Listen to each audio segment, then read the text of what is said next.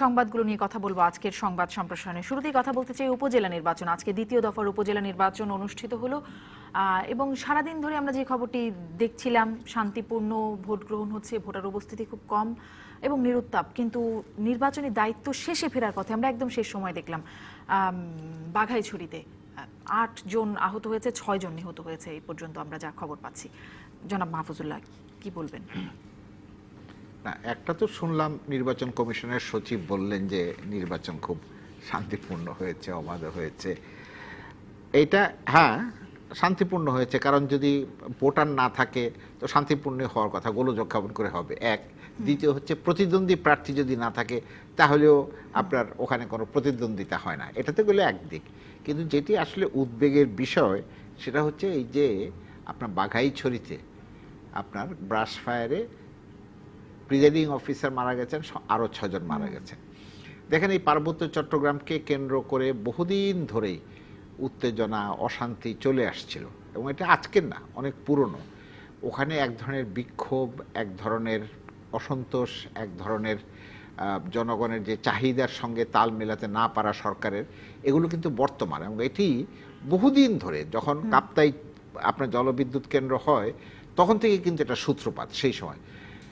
তারপরে আমরা 1997 সালে এসে আওয়ামী লীগ সরকার এবং আমাদের প্রধানমন্ত্রী শেখ হাসিনা তিনি একটা চুক্তি করলেন, যে চুক্তির বিষয়টি 1995 সালে সংসদে আলোচনার মাধ্যমে, সংসদীয় কমিটির মাধ্যমে একটা সূত্রপাত ঘটেছিল। এর আগে বিভিন্নভাবে আলোচনা হয়েছে। এরশাদ যখন প্রেসিডেন্ট তখন নানানভাবে তিনি চেষ্টা করেছেন যোগাযোগ করতে, কিন্তু যে কোনো কারণে হোক রাজনৈতিক সমাধানটা করা যায়নি। তারপরে পরবর্তী পর্যায়ে যখন সংসদীয় কমিটি হলো, সেখানে কর্নেল ওলি, আপনার রাশেদ খান মেনন এরা ছিলেন, তারা কয়েকবার গিয়েছেন, আমরা দেখেছি হেলিকপ্টারে করে তারা গেছেন। শান্তি বাহিনীর যারা নেতা তাদেরকে নিয়ে আসা হয়েছে, আলোচনা হয়েছে, হতে হতে একটা পর্যায়ে তারা রাজি হয়েছেন আপনার করতে। এবং অনেকেই বলেন যে এটার সঙ্গে ভারতের একটা আছে, সম্পর্ক আছে, এই কারণে যেহেতু শান্তি বাহিনীকে ভারতের দিক থেকে অস্ত্র এবং অন্যান্য বিষয়ে সহায়তা দেওয়া হতো। কিন্তু প্রত্যাশা ছিল যে এই চুক্তির ফলে এলাকায় শান্তি ফিরে আসবে, কিন্তু আমরা কি দেখলাম, এই চুক্তির ফলে কিন্তু এলাকায় আসলে শান্তি ফিরে আসে নাই। এবং আরও মজার ব্যাপার হচ্ছে, শান্তি বাহিনীর যেটি মূল অংশ বা যারা, তাদের মধ্যে আবার দ্বিধা বিভক্তি হলো। অনেকে কিন্তু এই জন্য বিভিন্ন এজেন্সিকে দায়ী করে দেশের ভেতরে, অনেকে বলে যে না, এটার মধ্যে আসলেই বিভাজনের কারণ আছে। আপনি কি মনে করেন সেই রেশ ধরেই আসলে, বা সেই সংকটের রেশ ধরেই আজকের ঘটনা? এটা বলছি যে এই কারণে এই জিনিসগুলো মাথায় না রাখলে সম্ভবত এটাকে অনুমান করা যাবে না। এখন আমি নিশ্চিত এই যে আপনার আমাদের যে প্রিজাইডিং অফিসার আব্দুল হান্নান মারা গেলেন, আমি এটা মনে করবার কোনো কারণ নাই যে উনি কোনো পক্ষে ছিলেন। পক্ষে মানে, কারণ যেহেতু ওদেরকে যদি আমরা পাহাড়ি বলি বা সংখ্যালঘু জনগোষ্ঠী বলি বা নৃতাত্ত্বিক জনগোষ্ঠী বলি, যেভাবেই বলি না কেন, উনি তো তাদের লোক না। এবং কাজেই ওনাকে যে মারা হয়েছে এইটার দুটো ব্যাখ্যা হতে পারে। একটা হচ্ছে প্রটেস্ট হিসাবে যে আমরা এই নির্বাচন গ্রহণ করি না, আরেকটা হতে পারে যেটা ইউপিডিএফ বলা হয়, ওখানে আপনার আছে, ওরা ওদের সুপ্রিমেসিটাকে প্রতিষ্ঠিত করবার জন্য এই কাণ্ডটা করেছে, করে তারা দেখাতে চায় যে আসলে এলাকাটা উত্তপ্ত এলাকা, এই পুরো এলাকাটা শান্তিপূর্ণ নয়, কাজে তোমরা যত কিছুই বলো আপনার এইটা যে মানবেন্দ্র লারমা ওনার মাধ্যমে এইটা হবে না। এখন তো সন্তু লারমা ওখানে নেতৃত্ব দিচ্ছেন, কাজেই এইটি গ্রহণযোগ্য না, এখানে আরও কিছু সমাধান প্রয়োজন বা আরও কিছু অ্যাকোমোডেশন প্রয়োজন। কিন্তু আমি যেটা মনে করি যে বাংলাদেশ সরকারের পক্ষে এর বেশি আর অ্যাকোমোডেশন করা কিন্তু খুব কষ্টকর। আমি অজয় দাশগুপ্ত এখানে শেষ করছি, আমি এটা বলি যে কষ্ট করে এই কারণে, আরও একটু যদি ছাড় দিতে হয় বাংলাদেশকে, তাহলে কিন্তু এই এলাকা মানে আপনার বাংলাদেশের সীমানার ভেতরে একটা পর্যায়ে থাকবে কিনা এই ব্যাপারে সন্দেহ আছে। অজয় দাশগুপ্ত, আপনার কি মনে হয়, মানে 3 পার্বত্য জেলায় সেনা মোতায়েন ছিল, তার মধ্যে সাধারণ নির্বাচনের সময় বা উপজেলায় সেনাবাহিনী মোতায়েনের ইস্যুটা কিন্তু খুব দাবি হিসেবেই ছিল আর কি। কিন্তু নির্বাচন কমিশন কখনো রাজি হয়নি, বা ক্ষমতায় যারা আছে আওয়ামী লীগ তারাও কখনো উৎসাহ দেখায়নি। এই পার্বত্য ভূখণ্ডের 3টি জেলাতেই কিন্তু প্রথম থেকে বলা ছিল, তার মানে আশঙ্কার মধ্যে ছিল কিন্তু যে সহিংসতা হতে পারে, এবং সেটা শুধু লাঠি বা ইট পাটকেলের ব্যাপারটা না আর কি। তারপরেও দেখা গেল যে এটা তো একটা বেশ বড় বিস্তৃত জায়গা, পাহাড়ি ভূখণ্ড, এবং বুঝতে হবে যে নিশ্চয়ই মানে যারা করেছে দুষ্কৃতকারী, অস্ত্রধারী দমন করা ইত্যাদি, সেগুলো তো একটা বিষয়। আর একটা হলো যে ওই ভূখণ্ডটায় যে একটা জনমিতি বলি বা ডেমোগ্রাফি বলি, সেটার যে একটা বড় ধরনের পরিবর্তন পরিকল্পিতভাবে ঘটানো হয়েছে, ওটা তো একটা পাহাড়ি ভূখণ্ড, পাহাড়ি অধিবাসী এক ধরনের সাংস্কৃতিক নৃতাত্ত্বিক বৈশিষ্ট্যপূর্ণ জনগোষ্ঠী ছিল। এটা পরিকল্পিতভাবেই এবং অসৎ উদ্দেশ্যে প্রতিক্রিয়াশীল দৃষ্টিভঙ্গি থেকেই কিন্তু সেটা 70-এর দশকের শেষ দিকে নানান জায়গা থেকে লোকজন নিয়ে যাওয়া হয়েছে বসতি, এবং এখন কিন্তু আদি পাহাড়ি যাদেরকে বলি আর কি, আদি বাসিন্দা বলা, ওখানের আদি বাসিন্দা, বাংলাদেশ ভূখণ্ডের আদি বাসিন্দা, তারা কিন্তু সংখ্যালঘু হয়ে গেছে। একটা সময় একেবারে ভিন্ন চিত্র ছিল আর কি। আপনি যদি রাঙামাটি, যেটা প্রধান জায়গা, ওখানে খাগড়াছড়ি তো একেবারেই রাঙামাটি, সেখানে দোকান দেখবেন, এমনকি চায়ের দোকান থেকে হোটেল, বড় হোটেল, সবই কিন্তু। কাজে একটা ক্ষোভ হয়েছে। তার মধ্যে শান্তি চুক্তি যে অঙ্গীকারগুলো হয়েছিল, 20 বছর পার হয়ে গেছে, সেটা কিন্তু পুরাটা বাস্তবায়ন হয়নি। এগুলো তো ভিন্ন, কিন্তু সেইটা না হলে এই যে শান্তিপূর্ণভাবে নির্বাচনটা করা গেল না, এমনকি সেনাবাহিনী মোতায়েন হয়েও, এটা নিশ্চয়ই গভীর উদ্বেগ, এবং সেটা দেখতে হবে আর কি। উপজেলা নির্বাচনের প্রশ্নে যদি শুধু ওই ছোট জায়গাটার কথা বলি, আর বাঘাইছড়িটা, আর সারা দেশে যদি বলি, সেটা তো আমার মনে হয় যে আসল উদ্বেগ তো আওয়ামী লীগের হওয়ার কথা। বিএনপি আসবে না নির্বাচনে, সেটা তো তারা জানে আর কি। সাধারণ নির্বাচনে তারা মানে 3/4 বেশি আসনে জয়ী হয়েছে। কাজী এদের এই উপজেলা নির্বাচনের ক্ষমতায় তো কোনো পরিবর্তন ঘটবে না আর কি। দেখা গেল যে অনেক জায়গায় সংসদ সদস্যরা তার মনোমতো উপজেলা চেয়ারম্যান, ভাইস চেয়ারম্যান এবং নারী ভাইস চেয়ারম্যান করে দিয়েছে, এবং এর বাইরে কোনো প্রার্থী, এই যে অনেকগুলো জায়গা বিনা প্রতিদ্বন্দ্বিতা, এটা তো অর্থহীন।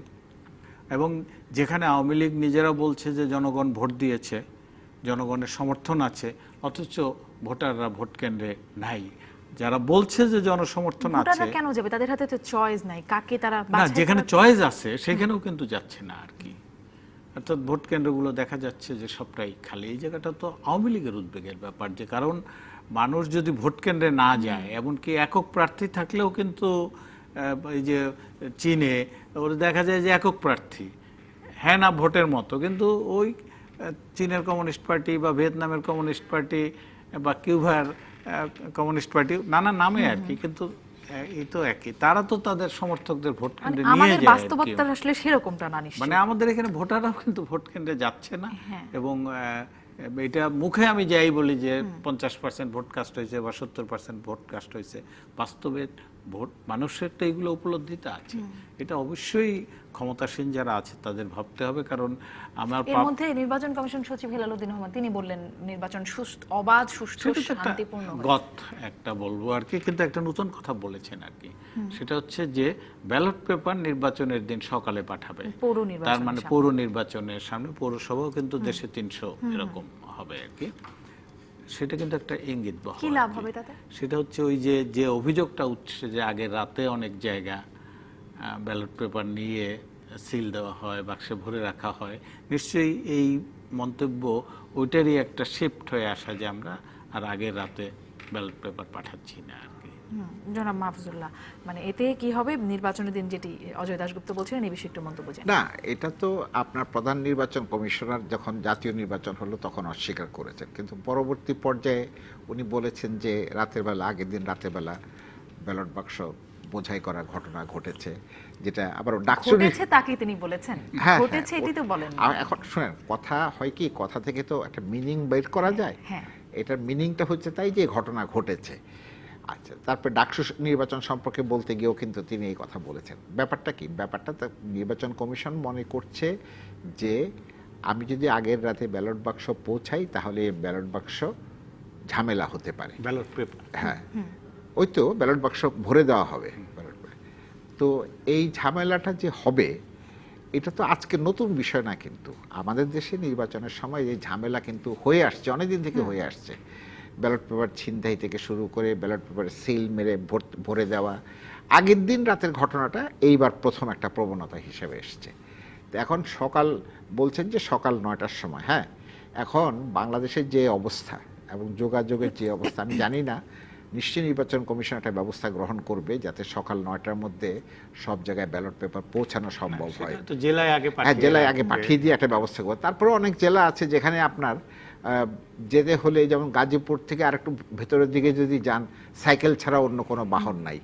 তো যাক, সেটা হয়তো তারা নিশ্চয়ই ব্যবস্থা করবেন বা হেলিকপ্টার দিয়ে পৌঁছাবেন, সেগুলি সম্ভব, অসম্ভব কিছু না। তো এইটার মধ্যে দিয়ে এই স্বীকৃতিটা মিলেছে যে নির্বাচন কমিশনও স্বীকার করছেন যে আগের দিন রাতে ঝামেলা হতে পারে এবং ঝামেলা হয়েছে, যার ফলে সকালবেলা তারা পৌঁছাবেন। অযোধ্যা গুপ্তা, আপনার কি তাই মনে হয়, নাকি আরো এভাবেও দেখা যায় যে নির্বাচনকে আরো প্রশ্নহীন করবার জন্য এই উদ্যোগ? না, সেটা তো তাদের দৃষ্টিভঙ্গি, কিন্তু একটা জিনিস তো আপনার নির্বাচন কমিশন তো একটা নতুন বিষয় সামনে আনলো, এই যে 8টা থেকে 9টায় ভোটের সময়টাকে সরিয়ে দেওয়া। এবং হতে পারে তারা বলবে যে যেহেতু প্রশ্ন উঠছে আগের রাতে ভোট বাক্স ভরে রাখে, আমরা দেখিয়ে দিলাম যে আগের রাতে ভরে রাখার কোনো সুযোগ নেই, ওটা একেবারেই প্রচারের জন্য প্রচার। নির্বাচন কমিশন কিন্তু এই অবস্থান নিতেই পারে যে আমরা যেহেতু বলছে অনেকে যে আগের রাতে ব্যালট পেপার হাতে থাকায় ভরে ফেলে, তো ঠিক আছে, আমরা আরো ওপেন হলাম, আমরা সকালে পৌঁছে দিলাম। মানে এত সব ব্যবস্থা নিয়ে তার মাহাত্ম্যই কি? কিন্তু যখন মূলটা ভোটারই হচ্ছে যে আসে না। ভোটার, মূলটা এটা কিন্তু ভোটার, এই যে নির্বাচন কমিশন বলে আমরা কি করব, আমরা তো অসহায়, কিন্তু এই কাজটি তো রাজনৈতিক দলের। নির্বাচন কমিশনের তো কাজ না ভোট কেন্দ্রে ভোটারদের হাজির করা। রাজনৈতিক দল প্রচার করবে, মানুষের কাছে যাবে, বাড়ি বাড়ি যাবে। এবং এখন যেটা বলছে যে বড় জনসভা করা যাবে না, উঠান বৈঠক, ছোট ছোট 50-100 জনের বৈঠক হবে, মাইক ব্যবহার করা যাবে না। আমাদের আইনে পদ্ধতিতে কিন্তু একদম মানে পারফেক্ট, যে আপনি বড় জনসভা করে শোডাউন করবেন মোটরসাইকেল নিয়ে, মাইক্রোবাস নিয়ে, জিপ নিয়ে, সেটা হবে না। আপনি একদম ঘরে ঘরে গিয়ে ক্যাম্পিং করবেন। কিন্তু ঘরে ঘরে এই ক্যাম্পিংটা হলে আপনার তো ভোটার আরো বেশি আসার কথা। বাস্তবে আমরা দেখছি যে সেটা ঘটছে না আর কি। আপনার বাক্সা যাই পড়ুক না কেন, মানুষের কতগুলো বোঝ হয়। এবং এই যে এখন কিন্তু হতাশা ব্যক্ত করছে সবাই যে ভোটার তো আমরা চেষ্টা করে আনতে পারছি না, গণমাধ্যমের কাজ কিন্তু করছে। মানে তাহলে যাবতীয় পদক্ষেপই নেওয়া হোক না কেন, সবই তো অর্থহীন হয়ে যাবে যদি ভোটার না আসে। এবং প্রতিদ্বন্দ্বিতাপূর্ণ অবশ্যই হতে হবে। যদি বিএনপি না আসে, যদি বাম দল না আসে, তাহলে আওয়ামী লীগেরই তো দায়িত্ব হবে যে দলের মধ্যে ওপেন করে দেওয়া, জনপ্রিয় 5 জনকে প্রার্থী করে দেখ যে তারা। কিন্তু এখন এমপি সাহেব যদি তার সমর্থকদেরই শুধু প্রার্থী করে, এবং সেটা যদি আবার আওয়ামী লীগের কেন্দ্রীয় পার্লামেন্টারি বোর্ড অনুমোদন করে দেয় যে অমুকেই প্রার্থী, তাহলে তো যিনি এমপি তার সমর্থক বা তার অনুগামী কেউ উপজেলা চেয়ারম্যান হলো, তার অনুগামী কেউ পৌরসভা চেয়ারম্যান হলো, মেয়র হলো, তার অনুগামী কেউ ইউনিয়ন পরিষদের চেয়ারম্যান হলো, তাহলে তো একটা এক ধারায় থাকবে। একটা দলের মধ্যেও যে গণতন্ত্র চর্চা, সেই জায়গাটা কিন্তু বিঘ্নিত হবে। আমি একটা প্রশ্ন বলে দিই, আমি একটু মানে আমার মনে আসলো যেটি, যে বিএনপি আসলে হয়তো চিত্রটা এরকম হতো না। না, 2-3টে কারণে কিন্তু না এসে আসলে করলোটা কি? না, 2-3টে কারণে আপনার ভোটের ব্যাপারে মানুষের আগ্রহ কমে গেছে বাংলাদেশে। এর একটা হচ্ছে 30শে ডিসেম্বরের অভিজ্ঞতা। এখন যদি প্রতিদ্বন্দ্বিতা না থাকে, মানুষ ভোটের ব্যাপারে উৎসাহ বোধ করে না। যদি মানুষ মনে করে যে সে ভোট দেওয়ার অধিকার বঞ্চিত, মানে ভোট দেওয়ার সুযোগটা তার নাই, তাহলে সে নির্বাচনের ব্যাপারে উৎসাহ বোধ করে না। সে যদি মনে করে যে আমি যেটা ভোট দিয়েছি তার প্রতিফলন ঘটছে না বা ঘটবে না, এই আশঙ্কা যদি তৈরি হয়, তাহলে সে ভোট কেন্দ্রে যাবে না। এগুলো আমাদের মতন দেশগুলোতে এই জিনিসটা আপনার খুব মানে প্রবলভাবে এখন সারা পৃথিবী জুড়ে দেখা দিচ্ছে। এবং আমার ধারণা যে এই শতাব্দীতে আমরা নির্বাচনের মাধ্যমে গণতন্ত্র বা নির্বাচনের মাধ্যমে সরকার পরিবর্তন, এটা হবে কি না, আমার কাছে কিন্তু এটা একজন মানে রাজনীতি ব্যাখ্যা করতে গিয়ে আমার কাছে এটা মনে হচ্ছে। কারণ সারা পৃথিবীর যে প্রবণতা, আপনি যদি দেখেন, নির্বাচনটাকে ব্যবহার করা হচ্ছে, দেখানো হচ্ছে নির্বাচনটাকে ক্ষমতায় থাকার জন্যে। নির্বাচনটা যে জনমতের প্রতিফলন বা ক্ষমতার পরিবর্তন হতে পারে বা আপনি ক্ষমতায় সুষ্ঠুভাবে থাকতে পারেন তার জন্য না। কিন্তু এগুলো অসংখ্য উদাহরণ কিন্তু আমরা বলতে পারি গত 1 মাস 1.5 মাসে যেসব ঘটনা ঘটেছে। কাজে সেখানে আমরা যদি নির্বাচনটাকে উৎসাহমূলক করতে চাই, অংশগ্রহণমূলক করতে চাই, আমি মনে করি যে আমাদের নির্বাচন ব্যবস্থার প্রথম যেটা প্রয়োজন সেটা হচ্ছে যে যারা নির্বাচনে অংশগ্রহণ করবেন তাদেরকে অংশগ্রহণ করার সুযোগটা দিতে হবে। হ্যাঁ, আপনি উঠান বৈঠক করেছেন যে আপনি যেহেতু অন্য লোককে আপনি ঝামেলা করতে চান না, তাহলে যে কোনো দলের যে কোনো প্রার্থী তাকে উঠান বৈঠক করার সুযোগ দিতে হবে। এখন ওইটা যদি না দেন, যদি ভেঙে দেন, তাহলে কারণ ওই যে ক্ষমতার একটা দম্ভ বা অহংকার তৈরি হয় মানুষের মধ্যে, সে মনে করে যে আমার তো প্রতিদ্বন্দ্বী বোধহয় আমাকে ইয়ে করে ফেলবে, আমি একটা ভোটে বিরতিতে কাট যাবো করে জনাব ফেলবে, মাহফুজুল্লাহ। সেজন্য কিন্তু হ্যাঁ এই শেষ করে প্রশ্নটা দিচ্ছি। যদি এক লাইনে একটু বলেন আমাকে যে বিএনপি এই বঞ্চনা বোধ থেকে অংশগ্রহণ করলো না নির্বাচনে, কিন্তু নির্বাচনে অংশগ্রহণ না করে কি করলো বিএনপি? না, সেটা বিএনপি ব্যাখ্যা করতে পারবে, কিন্তু আপনার আমি যেটা মনে করি ব্যক্তিগতভাবে সেটা হচ্ছে যে আমি ব্যক্তিগতভাবে মনে করি বিএনপির উপজেলা নির্বাচনে অংশগ্রহণ করা উচিত ছিল, এক। দ্বিতীয় হচ্ছে যে এই নির্বাচনে শুধু বিএনপি না তো আরো অন্যরাও নির্বাচনে অংশগ্রহণ করে নাই। ওই যে কারণগুলো আপনাকে বললাম আমি, সেই কারণগুলোর কারণে কিন্তু অন্যরা নির্বাচনে অংশগ্রহণ করে আমরা নাই, একটা বিএনপি বিরতিতে সহ। যাই। এটা আমরা একটা একটা লাইন বিরতিতে বলে যাই, শুধু জি। যে নির্বাচন কমিশনকে অবশ্যই ভাবতে হবে। হ্যাঁ। উপজেলা নির্বাচন 500, প্রায় 500 উপজেলা, জাতীয় নির্বাচন হচ্ছে 300। এই এক মাসের ব্যবধানে এই দুইটা নির্বাচন কিন্তু আমাদের দেশে এটা খুবই কঠিন। ওই যে ক্যালেন্ডার, হ্যাঁ না? মানে এটা ক্যালেন্ডার আপনাকে তো এক জায়গায় নিয়ে খুব সঠিক হয়নি এই সিদ্ধান্ত। এক জায়গায় নিয়ে নিতে পারতো উপজেলা নির্বাচন, সাধারণ নির্বাচন। আগে কয়েক বছর একটা 3 টার্ম ধরেই কিন্তু এটা তাই চলছে। হচ্ছে। একটা বিরতিতে যাই, বিরতির পরে ডাকসু নির্বাচন প্রসঙ্গটিও একটু আসবে, সেটি নিয়ে একটু কথা বলতে চাই। থাকুন আমাদের সাথে দর্শক। ফিরলাম সংবাদ সম্প্রসারণে। আমরা কথা বলতে চাই ডাকসু নির্বাচনের পরবর্তী এখন যে পরিস্থিতি সেটি নিয়েও একটু কথা বলতে চাই। আমরা আমাদের সাথে সংযুক্ত করে নিতে চাই স্বতন্ত্র জোট থেকে ভিপি পদে প্রতিদ্বন্দ্বিতাকারী অরণি সেমন্তী খান। তিনি আমাদের সঙ্গে টেলিফোনে সংযুক্ত হচ্ছেন। অরণি সেমন্তী খান, আপনি আমাকে শুনতে পাচ্ছেন? জি, শুনতে পাচ্ছি। আপনাকে স্বাগত জানাচ্ছি সংবাদ সম্প্রসারণে। আমার সাথে আরো দুজন অতিথি আছেন, দুজন সিনিয়র সাংবাদিক। আপনারাও প্রশ্ন করতে পারেন অরণিকে। আপনার কাছ থেকে আসলে জানতে চাই, আমরা একরকম ব্যাখ্যা পাচ্ছি, কিন্তু আপনার মুখ থেকে জানতে চাই যে আজকে আপনাদের যে মানে কর্মসূচি ছিল ভিসি কার্যালয়ের সামনে, সেখানে নবনির্বাচিত ভিপি এবং এই আন্দোলনে খুব সক্রিয় থাকা লিটন নন্দী, তারা দুজনই অনুপস্থিত ছিলেন, কেন? লিটন নন্দীর অনুপস্থিত আমরা জেনেছি যে ওনার রিপ্রেজেন্টেটিভ এবং লিটন নন্দীর সমস্ত উনি জয়ে আসছিল। তাছাড়া পুরের যে আন্দোলনকে তারা প্রেস কনফারেন্স ক্লিয়ার করে তিনি অবশ্যই ভিপি হিসাবে যেখানে থাকতে পারে। তো মানে এটা আসলে কোনো ব্যাপার না যে সে শারীরিকভাবে উপস্থিত থেকেও ওখানে যদি তার সংগঠনের কোনো রিপ্রেজেন্টেটিভ থাকে, আমরা সেটাতে সবটা নিয়ে একমত। জি, আমরা যদিও খুব ভালো মতো শুনতে পেলাম না, তবুও একটা ধারণা করলাম। একটা তাদের হ্যাঁ। যে দাবিটা, অর্থাৎ বিশ্ববিদ্যালয়ে 1 সপ্তাহ হয়ে গেল, তো কোনো মানে এখনো আমরা বলবো যে একটা অস্থির সময় অতিক্রম করছে। যদিও আবার এই যে আপনারা যে দাবিটা করছেন নতুন নির্বাচন, ছাত্র ছাত্রীদের সমর্থন কেমন আছে? যে সমাবেশ দেখলাম তাতে কিন্তু স্পষ্ট হলো না আর কি বিষয়টা। জি, অরণি। আচ্ছা, সমাবেশে বলতে পারবো যে আমরা তাদের প্রত্যেক ডিপার্টমেন্টে যোগাযোগ করেছি এবং অনেকেই আগ্রহী যে আমরা আসতে চাই, কিন্তু কিছু না, আমরা আসতে পারছি না। আর এই বিষয়টাই আর কি, যে সব পার্টিসিপেট করতে চায়, কিন্তু এটাই ঝামেলা, সব মিলিয়ে প্রশাসনিক স্বৈরতন্ত্র থেকে বেরিয়ে আসতে পারেন। জি, তাহলে আপনাদের আসলে এই আন্দোলনে আপনারা সফল হবেন মনে করছেন? ক্লাস পরীক্ষা বর্জনের কর্মসূচি ছিল, সেটিও আসলে ঠিক সফল হলো না, ক্লাস পরীক্ষা যথানিয়মেই চলছে। আবার আপনার আন্দোলনকারী যারা নেতৃত্ব দিচ্ছে, বলা যায় না, কারণ ছাত্রছাত্রী অবশ্যই আগ্রহ ছিল। এখানে কোনো ঝামেলা হয়েছে স্বৈরতন্ত্র এবং ছাত্রদের পরিবেশন নেই এখন বিশ্ববিদ্যালয়ে। কিন্তু আপনারা যেটা বলছেন কর্মসূচির ব্যাপারে, আপনি কালকে পরীক্ষা বর্জনের ডাক দিন। আর তাছাড়া আমরা সব কর্মসূচি কি হবে আরো সিদ্ধান্ত নিয়ে আরো যাচাই করে আমরা যথাসময় জানাবো। জি। আমার একটা ছোট্ট প্রশ্ন আছে অরণি আপনার কাছে, সেটা হচ্ছে যে আপনারা যেই কর্মসূচি নিয়ে আন্দোলন করছেন বা যেই দাবি নিয়ে আন্দোলন করছেন, এই দাবি যদি পূরণ না হয়, অবস্থা দৃষ্টে মনে হচ্ছে যে বিশ্ববিদ্যালয় কর্তৃপক্ষ দাবি মানবে না, তাহলে কি আপনারা আন্দোলন অব্যাহত রাখবেন অনির্দিষ্টকালের জন্য, না অন্য কোনো কৌশল ভাববেন আন্দোলনকে সফল করবার জন্য? অবশ্যই আমরা চেষ্টা করব। আবার অন্যদিকে জরুরি যে হয়তো পরীক্ষা দিকেও আমরা যদি একটু কঠিন না হয়, তবে পরিস্থিতির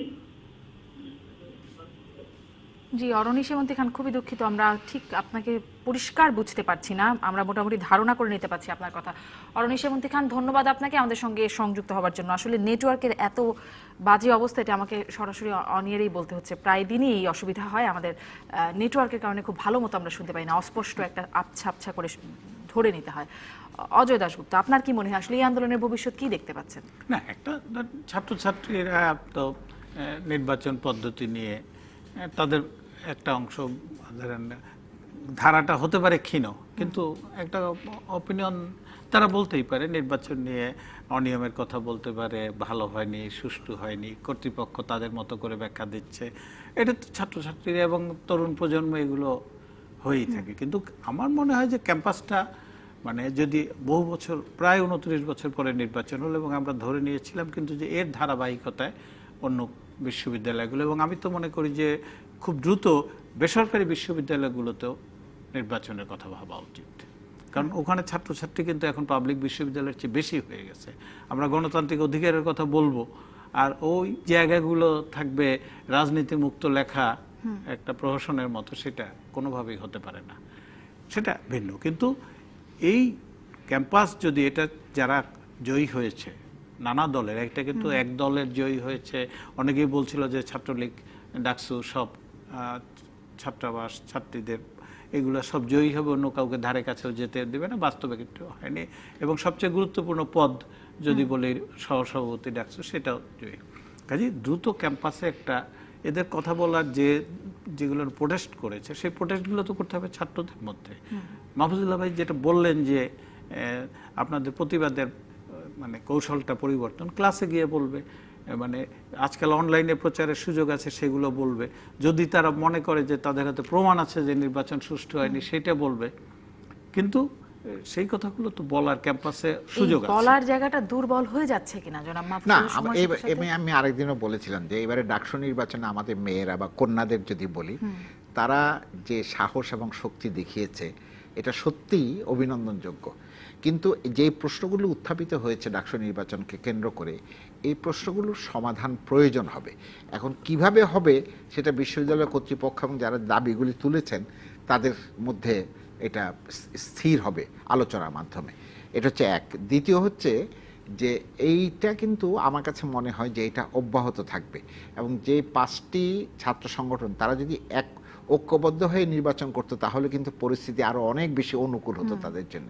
যাক, সেটা তারা করেননি, তাদের নিজেদের মধ্যে হয়তো সমঝোতায় পৌঁছাননি। এখনো আবার একরকম ঐক্য হয়েও আবার হয় না। হ্যাঁ, আন্দোলনের মাঠে তো ঐক্য হয়ই। আর যেটা অজয় দাশগুপ্ত বললেন, আমি তার সঙ্গে একমত। দেখেন, এইটা যদি অব্যাহত থাকে, যথেষ্ট সম্ভাবনা আছে এই বিষয়টি বেসরকারি বিশ্ববিদ্যালয়ে ছড়িয়ে যাবে।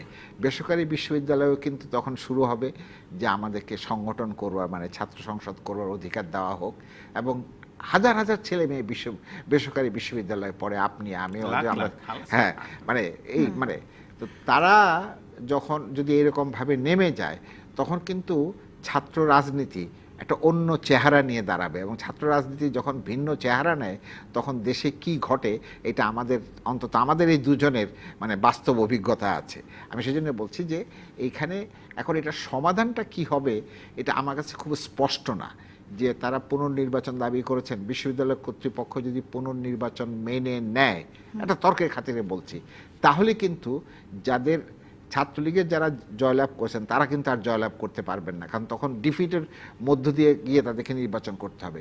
সেইটি আবার ছাত্রলীগ মানবে না, বা সরকারও মানবেন না। যদিও সরকার চেষ্টা করেছিলেন, প্রধানমন্ত্রী তাদেরকে চায়ের অনুষ্ঠানে দাওয়াত দিয়ে, কিন্তু সেখান থেকে ফিরে এসে কিন্তু আপনার নুরুল হককে ব্যাখ্যা দিতে হয়েছে এবং তাকে বলতে হয়েছে। কিন্তু আজকে আবার তিনি আসলেন না। না, আজকের না আসার পেছনে দুটো কারণ হতে পারে। একটা অসুস্থতার কথাও তারা বলেছেন, আরেকটা হতে পারে একটা নিরাপত্তাজনিত কিন্তু সমস্যা আছে, মানে আপনার এইসব নেতাদের উপরে হামলা হচ্ছে প্রতিপক্ষের, এটা। কিন্তু এই ডাকসু নির্বাচন ঘিরে কিন্তু কোনো মানে নিরাপত্তাজনিত অসুবিধা দেখা যায় না। শিক্ষার্থীরা ধরে নেওয়া যায় যে সংস্কার আপনি বলতে পারেন যে তখন একটা, সেটাই বলতেছি তো, কাজে সেখানে সাধারণভাবে কিন্তু মেনে নিয়েছে ক্লাস পরীক্ষাগুলো, এটা চলছে। তো সেটা দিয়ে প্রমাণ হয়। এখন এইটা একটু একটু অনিশ্চিত অবস্থায় আছে। আমার কাছে যেটা মনে হয় যে আসলে আন্দোলনটা কোন দিকে যাবে, কারণ এদের যারা আন্দোলনটা করছেন তাদের কমিটমেন্টের উপর নির্ভর করবে। এদিকে আবার প্রভোস্ট কমিটির বৈঠক কিন্তু আজকে এই সন্ধ্যা থেকে হ্যাঁ, হবার তারা তো কথা, না, সেটা তো যেখানে অভিষেক কবে হবে না, সেটা তো প্রশাসনিক বিষয়ের হবেই, সেটা তো করতেই হবে তাদেরকে, সেটার সঙ্গে এইটা সম্পর্ক নাই। কিন্তু আমার ধারণা যে যারা এই ঘটনা বা এই আন্দোলনের সঙ্গে জড়িত, আমি কিন্তু তাদের কথাবার্তা যেটুকু শুনেছি বা তাদের, আমার কাছে মনে হয় যে তারা অনেক বেশি কমিটেড ছাত্রদের অধিকারের ব্যাপারে। আমি সেই জন্যই বলি যে অভিনন্দনযোগ্য তাদের এই কমিটমেন্টটা। এখন বিশ্ববিদ্যালয় কর্তৃপক্ষ কিভাবে এই দর কষাকষির মধ্যে আপনার বিশ্ববিদ্যালয় কর্তৃপক্ষ সেখান কি থেকে আসলে ছাড় প্রশ্ন দেবে, ছিল কমিটমেন্ট সেই জায়গায়। কেউ পেছনে সরে আসছে আমার কিনা। একটি মন্তব্য জি, আছে জি। যে শিক্ষার্থীর অনেকগুলো দাবি, শুধু শিক্ষার্থী না, শিক্ষাঙ্গনের বাইরেও বিশেষ করে বাম ধারার যারা থাকে কতগুলো জনপ্রিয় প্রো পিপল কথা তারা বলে। আপনার সবসময় কিন্তু এই জনপ্রিয় বা গণমুখী কথা যারা বলে আপনার এই নির্বাচনে জয়ী হতে পারবেন সেটা সবসময় হবে, এটা কোনো দেশেই হয় না। কিন্তু এই কথাগুলো ক্রমাগত বলতে বলতে, এবং তাদের জন্য সবচেয়ে সুবিধা হচ্ছে দেখেন এই বাম ধারার এরা তো একজোট হয়ে নির্বাচন করেছে, তারপরেও কিন্তু ভিপি 1200 ভোট পেয়েছেন, অন্যরা আরো কম পেয়েছেন।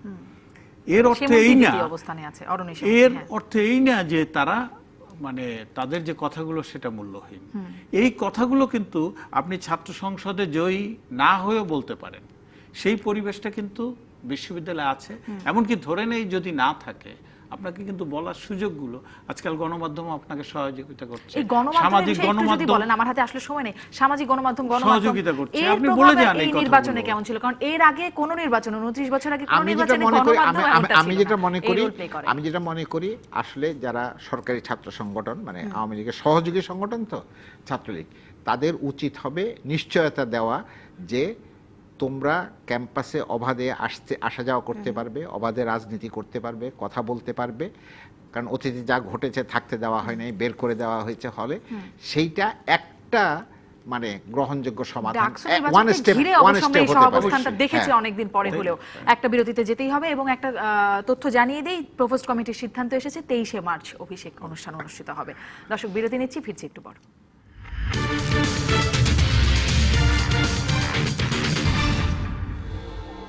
ফিরলাম সংবাদ সম্প্রসারণে। অনলাইনের খবরগুলো দেখে নিই। প্রথম আলোর খবর, বিডি নিউজে প্রথমে দেখছি আমরা রাঙ্গামাটির খবরটিতে আছেই, নির্বাচনী কর্মকর্তা সহ 5 জন নিহত। শীর্ষ খবরে দেখছি ইসির হাতে আরো ক্ষমতা চান মাহবুব তালুকদার, নির্বাচন কমিশনার মাহবুব তালুকদার। তিনি বলছেন 625 কার্যদিবসের মধ্যে 465 দিন অনুপস্থিত রোকেয়ার উপাচার্য জনাব নাজমুল হাসান কলিমুল্লাহ। তিনি 625 কার্যদিবসের মধ্যে 465 দিনে অনুপস্থিত। আর কি খবর আছে পরের পত্রিকায় চলে যাই। প্রথম আলোতে দেখি কি আছে। সবখানে রাঙামাটির খবরটি প্রথম খবর হিসেবে আছে। নেদারল্যান্ডসে ট্রামে গুলি নিহত 1, মানে নিউজিল্যান্ডের পরে এবার নেদারল্যান্ডসে, সেখানেও বন্দুকধারীর গুলিতে। জি, এবং শান্তির দেশ, আসলে কি হামলাকারীরা শান্তির দেশ বেছে নিচ্ছে নাকি এখন? অজয় দাস, হ্যাঁ, এটা তো এখন মানে এই যে বলে রাষ্ট্রবিহীন স্টেটলেস অ্যাক্টর আর কি, এই যে সন্ত্রাস, এটা শুধু ইসলাম ধর্মের অনুসারী না, খ্রিস্ট ধর্মে আছে, ভারতে এই প্রবণতা আছে, বৌদ্ধদের যারা একেবারেই মানে শান্তিপ্রিয় বলা হয়। মিয়ানমার কেন, শ্রীলঙ্কায় হয়েছে, জাপানিরা দ্বিতীয় বিশ্বযুদ্ধের আগের সময়ে চীনের সঙ্গে লাখ লাখ মানুষকে মেরেছে। কাজেই ধর্মীয় সহিংসতা একটা ব্যাপার, আর একটা হচ্ছে রাষ্ট্রবিহীন। একটা দেশের নাগরিক হতে হবে বা একটা সেটার ব্যাপার নাই, এক দেশের নাগরিক অন্য দেশে গিয়ে করছে। এই শামীমা বাংলাদেশে বংশোদ্ভূত বলা হয়, কিন্তু আইএস নৃশংসতা, আবার সে রাষ্ট্রের প্রোটেকশন চাচ্ছে, অথচ তার সেই দুর্বৃত্ত মতাদর্শ যেটা সেটাও ত্যাগ করতে রাজি না। এগুলো তো মানব জাতির জন্য বিপদ। এবং কানাডার প্রধানমন্ত্রী যেটা ট্রুডো আমাদের প্রধানমন্ত্রীর সঙ্গে আলোচনায় বলেছেন, এটা তো সমগ্র মানব জাতির জন্য কিন্তু সন্ত্রাসের বিরুদ্ধে পদক্ষেপ নিতে বিশ্ব নেতাদের প্রতি আহ্বান। এটি নিয়ে যদি আমি জনাব মাহফুজুল আপনার কাছে জিজ্ঞাসা করি যে আসলে বিশ্বের মোড়লরা তো শান্তির কথা বলছেন, আসলে কি সেই পথে হাঁটছেন? না, মানে আপনার এর অসংখ্য কারণ আছে, অসংখ্য মানে বেশ কিছু কারণ আছে এই ঘটনাগুলো ঘটবার। সেটা হেট ক্রাইম থেকে শুরু করে পছন্দ অপছন্দ অভিবাসী নানান রকম, এখন আবার একটা যেমন শুরু হয়েছে ইউরোপে, মানে ইউরোপে শুধু না পাশ্চাত্য জগতে পলিটিক্স অফ আইডেন্টিটি, হ্যাঁ, plus politics of identity, politics of nationalism, এসব নানান জিনিস সামনে এসছে, যেটা আমি নিজে ব্যক্তিগতভাবে মনে করি যে মানুষের অধিকার সীমিত বলে আসলে বিভিন্ন জায়গায় এই ঘটনাগুলো ঘটছে। মানুষের অধিকারটা যদি আরও সামনে যায়, এবং যে অধিকারটার সঙ্গে কিন্তু প্রযুক্তি সম্পর্কিত, প্রযুক্তি যে হারে এগোচ্ছে মানুষের অধিকার সেই হারে এগোচ্ছে না, এটা এক। কারণ এই যে ঘটনাগুলো, যারা নেদারল্যান্ডসে যেটা বললেন আপনি, তার কয়েকদিন আগেই কিন্তু নিউজিল্যান্ডের ঘটনা না, নিউজিল্যান্ডের ঘটনার পর কিন্তু লন্ডনে একটা ঘটনা ঘটেছে। তো অস্ট্রেলিয়াও কিন্তু মসজিদে হামলা হয়েছে। এখন এই আবার ধর্মের একটা রিলিজিয়াস চরিত্রের বহিঃপ্রকাশ ঘটেছে। যেমন বুদ্ধিজম একসময় মনে করা হতো একেবারেই ঠান্ডা, সেই বুদ্ধিজমও কিন্তু পলিটিক্যাল মানে রিলিজিয়াস বুদ্ধিজমের মধ্যে চলে গেছে, পলিটিক্যাল বুদ্ধিজমের মধ্যে চলে গেছে। এইটা খুব সহজে ব্যাখ্যা করা খুব কঠিন ব্যাপার। শেষ করতে হবে এই খবরটি, সন্ত্রাসের বিরুদ্ধে পদক্ষেপ নিতে বিশ্ব নেতাদের প্রতি আহ্বান। আমরা আশা করতে চাই বিশ্ব নেতারা আসলেই সেই আহ্বানে সাড়া দেবেন। অসংখ্য ধন্যবাদ আপনাদের দুজনকে। শেষ করছি সংবাদ সম্প্রসারণ। ভালো থাকুন।